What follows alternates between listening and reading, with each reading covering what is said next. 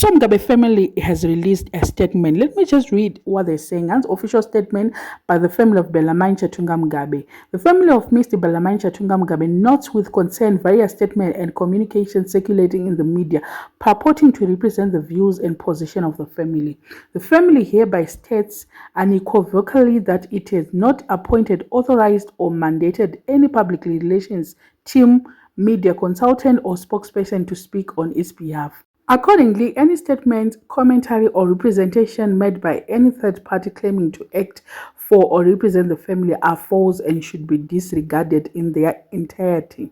All media inquiries and requests for comment are to be directed exclusively to the family legal representatives. No other individual or entity is authorized to engage with the media on behalf of the family. The family trusts that all media houses will respect this position. The family reserves all its rights in respect of any unauthorized statements or misrepresentations. Murikunzwa kuti hapana so far any statement. Zvese zvaitaurwa kunzi mai Mugabe vazoti zvakati pamusoro paChatunga vari disappointed. A few weeks back vaitorwara apa zvino vakaudza mukomana vakambomutsura vakaita sei. Zviri kunzi so far hapana chati chataurwa from the family. Lawyer takarinzwa richinyatsoti no answer, I've got nothing to say. Akavhara munhu wese. He has never said anything. Lawyer racho rukunzi panapa ndiye acha addressa. If there's anything that is going to be said, it's going to come through the lawyer. But manje dzungu revanhu.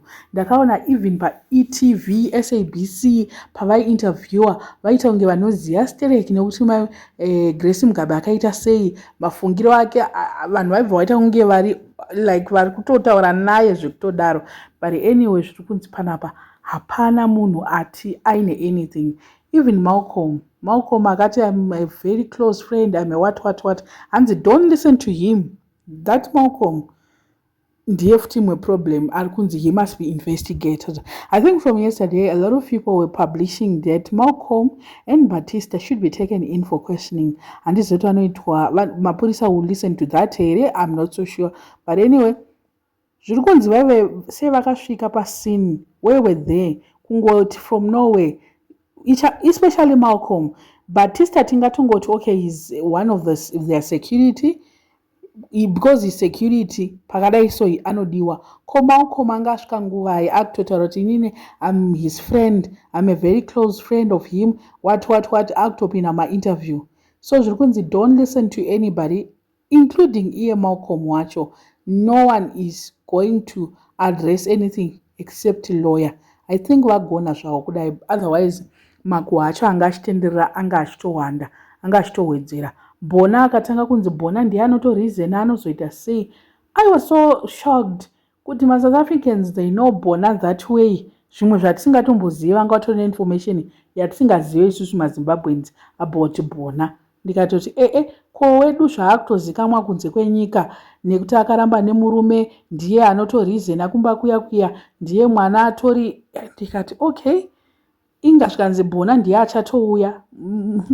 Okay, up to now I'm not aware here Bona wacho zvakanzi we know kuti Bona mangwana by Friday anenge atoenda ku South Africa ikoko what ndikatoti ko vanhu ava vari kutonyatsoziva dziri kuitika nedziri kurongeka kubva kwaMugabe. Inga takasara fani. Havatoziva kuti vanhu ava kana vachiita mamoves avo, because they were once first family. They don't just act and they don't just come and speak publicly because of status that they used to have. And still up to now, people still regard them as very important. Muno Zimbabwe, they still have that status yekunzi first family, wangambori first family. They haven't been stripped off. Mnangagwa anotova respecta zvekutodaro. Dai anga asinga respecte, dai akatodzorera Grace kuti anosungwa ku South Africa, but akaramba kuti Interpol imutore, which means they still respect her. I don't know what you guys think, but at this moment, they haven't said anything about the arrest. They haven't said anything about Chatunga. No one has ever said anything, including Grace wacho aitaurwa. Grace azoti zvakati hanzi hapana chati chataurwa. I don't know what you guys think. Let me know in the comment section what are your thoughts. Panyai vasora subscriber, please make sure that you subscribe. Please like, comment, and also share this video.